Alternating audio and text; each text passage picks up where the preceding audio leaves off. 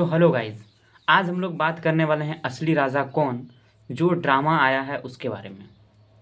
तो इसमें इस ड्रामा में मोटिव क्या है और इस ड्रामा में किस प्रकार से क्या दिखाया गया है उसके बारे में हम लोग बात करेंगे।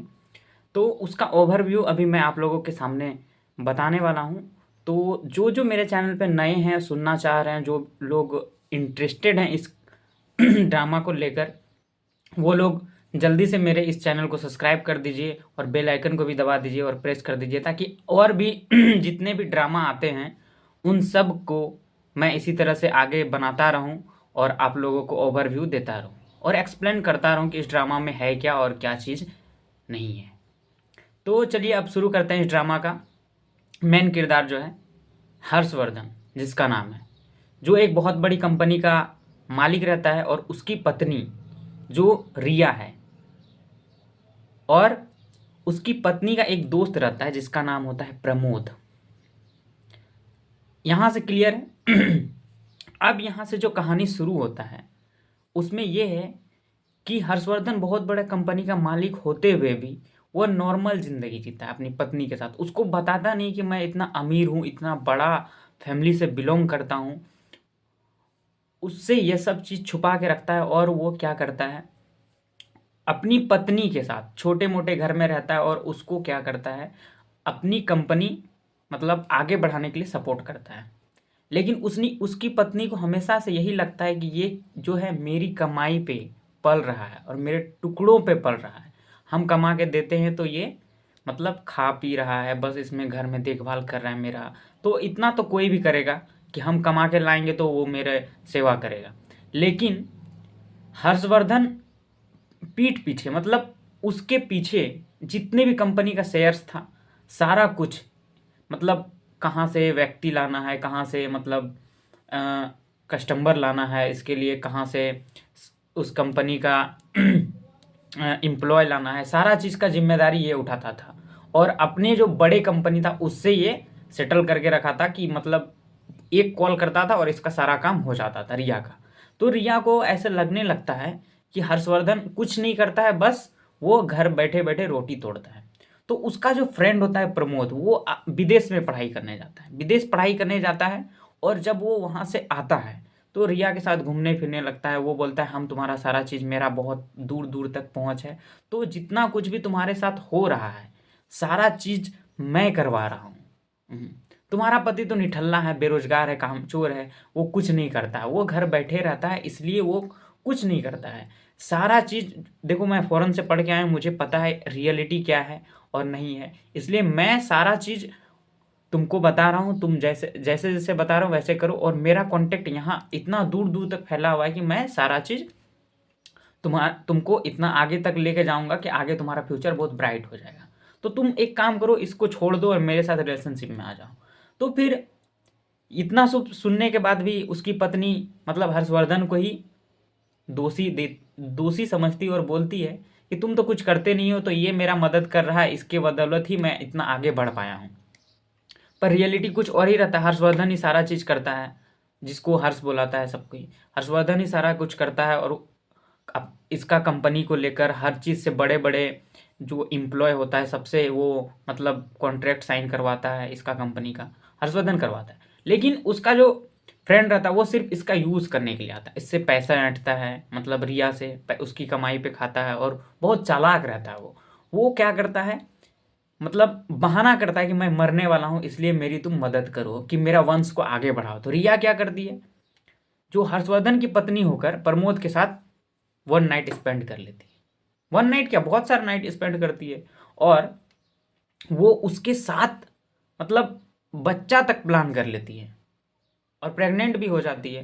तो जब हर्षवर्धन को ये बात पता चलता है कि रिया मेरे पीठ पीछे ये सब की और हमको धोखा दी है, तो हर्षवर्धन सोच लेता है कि इसको अब तलाक देना है, और इसको अब मैं अपनी सारी सच्चाई बताऊंगा जो ये मुझे मेरे साथ कर रही है, और कि मैं कौन हूँ, रियल में कौन हूँ। ये सब सोच के फिर हर्षवर्धन उसको तलाक देने जाता है। तो रिया को तो वही लगता है कि ये मैं अपने जो फ्रेंड है उसका बस मदद कर रही हूँ, मदद नहीं कर रही हूँ। वो जो है ना एकदम क्या बोले, गई गुजरी वैश्या से भी खत्म लड़की रहती है, और वो मदद करने के नाम से इतना हद तक कैसे कोई गिर सकता है कि अपना पति को धोखा देकर किसी गैर मर्द के साथ सो जाना, ये कहाँ तक साबित है। लेकिन इस ड्रामा में यही दिखाया गया। और जो हर्षवर्धन है, रिया उसको कितना समझाने के चक्कर में इतना ज़्यादा प्रमोद का सपोर्ट करती, यहाँ तक कि हर्षवर्धन को थप्पड़ तक मारती है। तो सोचने वाली बात है कि ड्रामा आजकल किस तरह से बनाया जा रहा है।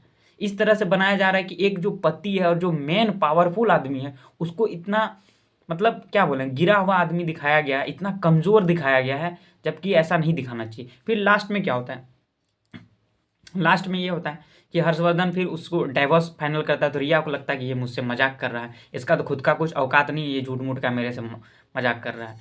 और प्रमोद भी वही बोलता है, अरे तुम्हारे पास क्या है जो तुम इससे तलाक लेगा, इससे तलाक लेगा तुम ही घाटा में रहेगा, चुपचाप से रहो, इसके साथ एक्सेप्ट करो कि ये हम लोग का बच्चा है और बस।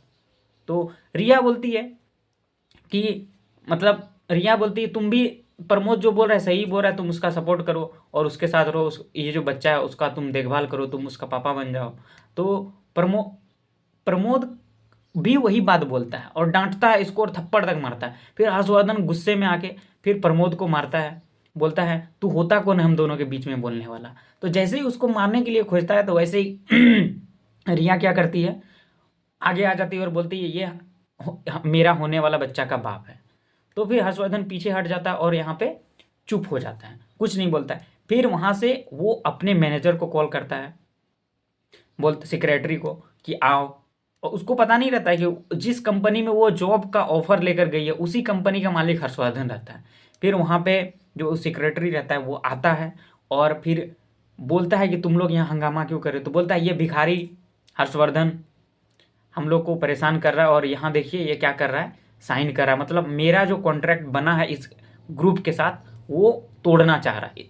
जो इस इतनी बड़ी कंपनी के साथ जो ग्रुप डील फाइनल हुआ है उसको ये बिगाड़ना चाह रहा है और ये इसका फर्जी डॉक्यूमेंट भी ये बना के रखा है। तब भी जैसे सिक्योरिटी आता है तो फिर वो अपने मालिक को पहचान लेता है और फिर बोलता है कि तुम लोग अभी के अभी निकल जाओ यहाँ से, नहीं तो फिर इससे बुरा कोई नहीं होगा। तो फिर बताता है कि मैं ही हर्षवर्धन हूँ, इस कंपनी का मालिक, तुमको लगता था ना मैं कुछ नहीं हूँ, नल्ला बेरोजगार हूँ, तो ये रियलिटी देख लो। फिर वहाँ से कहानी शुरू होती है, वहाँ से फिर छोड़ दिया जाता है। फिर बोलता है कि मैं तुम्हें तलाक दे रहा हूँ। तो फिर भी वो एक्सेप्ट नहीं करती है, बोलती मैं तुमसे तलाक नहीं लूँगी, तुमको रहना है रहो, तुम ये सब जो कर रहे हो तुम मेरा फेवर पाने के लिए हुआ है, लेकिन मैं तुम्हें कभी भी अपना फेवर नहीं दूंगी, बस मैं प्रमोद के साथ रहूँगी, ये मेरा फ्रेंड है और इसी के साथ ही रहूँगी।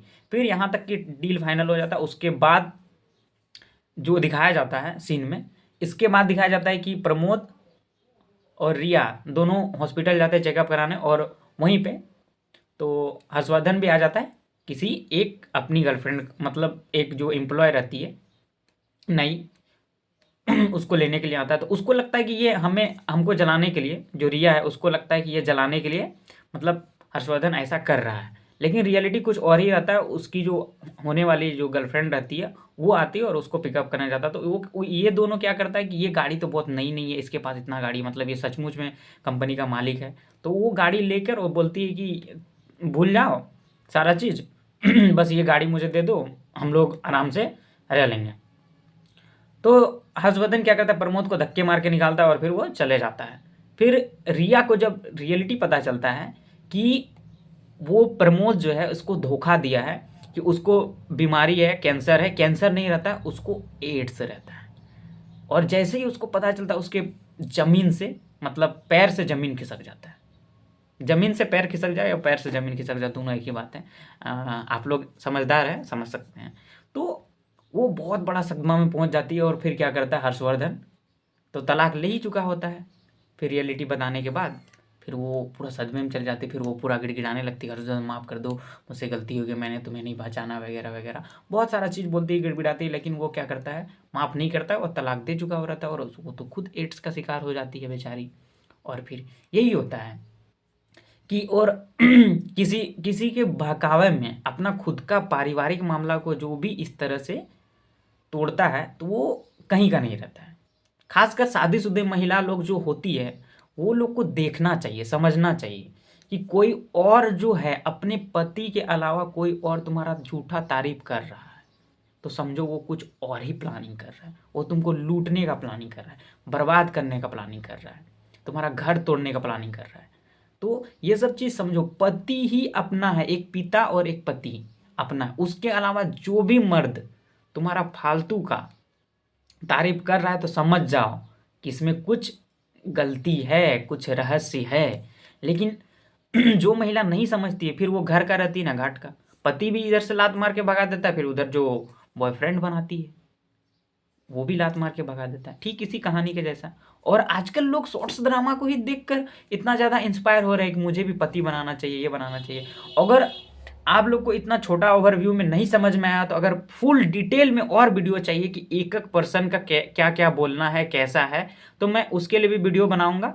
तो आप इसको ज़्यादा से ज़्यादा शेयर कीजिए और सब्सक्राइब कीजिए, ताकि मैं, और कमेंट कीजिए कि आपको पूरा फुल वीडियो चाहिए। मैं आपको पूरा फुल वीडियो इस चैनल पे अपलोड करके दूंगा। तो धन्यवाद। राम राम, जय श्री राम, जय महाकाल दोस्तों।